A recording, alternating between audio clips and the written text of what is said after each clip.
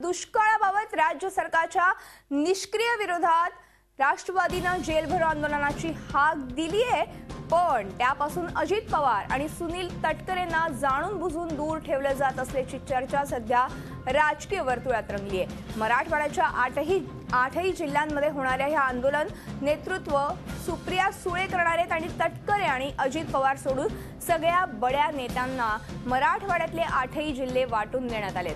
पण विधिमंडळ पक्षाचे नेते अजित पवार आणि प्रदेशाध्यक्ष सुनील तटकरे मात्र या आंदोलनापासून दूर राहणार आहेत। वादग्रस्त वक्तव्य आणि सिंचन घोटाळ्याबाबतची एसीबीची चौकशी, त्यामुळेच अजित पवारांना दूर ठेवलं जातंय का अशी चर्चा आता रंगू लागली आहे।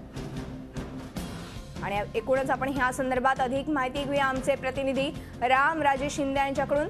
रामराजे, आपण बघतोय की सुप्रिया सुळेंच्या नेतृत्वात आता जेलभरो आंदोलन होणार आहे उद्या, मात्र सुनील तटकरे आणि अजित पवार या आंदोलनापासून दूर आहेत। नेमकी काय काय कारणं असू शकतात? बिलकुल, महाराष्ट्रासाठी आणि विशेषतः मराठवाड्यासाठी दुष्काळ आणि शेतकरी हा महत्वाचा विषय आहे आणि दुष्काळामध्ये सरकार कुठेतरी निष्क्रिय ठरलंय हाच आरोप घेऊन राष्ट्रवादी आता जेलभरो आंदोलन करत आहे।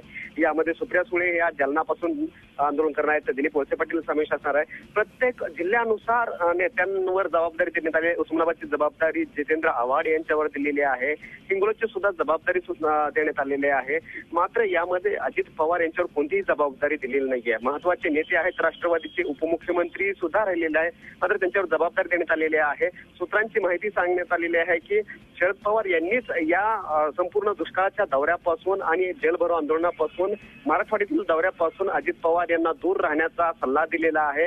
कारण यापूर्वी सुद्धा अजित पवार यांचं केलेलं वक्तव्य, वादग्रस्त वक्तव्य म्हणा, त्याचबरोबर अँटी करप्शनचं लाचलुचपत प्रतिबंधक विभागाचे आलेली नोटीस, समन्स आणि या संपूर्ण सिंचन घोटाळा या संपूर्ण पार्श्वभूमीवर अजित पवार यांना शेतकऱ्यांपासून किंवा मराठवाड्यातील दुष्काळी भागापासून दूर ठेवणं हे उचित राहील। अन्यथा विरोधकांच्या हातामध्ये आयतं कोलीत मिळेल आणि पुन्हा एकदा बुमरँग जो आहे तो राष्ट्रवादीवर येईल आणि अजित पवार यांचा नियम धरून पुन्हा राष्ट्रवादीला पुन्हा एकदा लक्ष केलं जाऊ शकतं। यामुळेच आता राष्ट्रवादीने ही नवीन रणनीती आखलेली आहे की अजित पवार यांना या दौऱ्यामध्ये समावेशच करून घ्यायचा नाही। पूर्ण प्लॅनिंग नियोजन मध्ये सुद्धा अजित पवार यांना सहभागी करून घेतलेलं नाहीये। सुप्रिया सुळेच या संपूर्ण दुष्काळ जेलभरो आंदोलनाचं नेतृत्व करणार आहेत, म्हणजे की ताईच या संपूर्ण दुष्काळाचं जे नेतृत्व करताना आपल्याला दिसणार आहे। सुळे यांच्याकडे सगळं नेतृत्व दिलेलं आहे। रामराजे, धन्यवाद या संपूर्ण माहितीबद्दल। आपण बघतोय की अजित पवार आणि सुनील तटकरे यांना या जेलभरो आंदोलनापासून दूर ठेवण्यात आलेलं आहे, त्यांच्यावरती वेगवेगळे ठपके लावण्यात आले आहेत। आपण बघतोय की सिंचन घोटाळा हा एक मुख्य मुद्दा आहे, त्याचबरोबर वादग्रस्त वक्तव्य हे देखील कारण असू शकतं।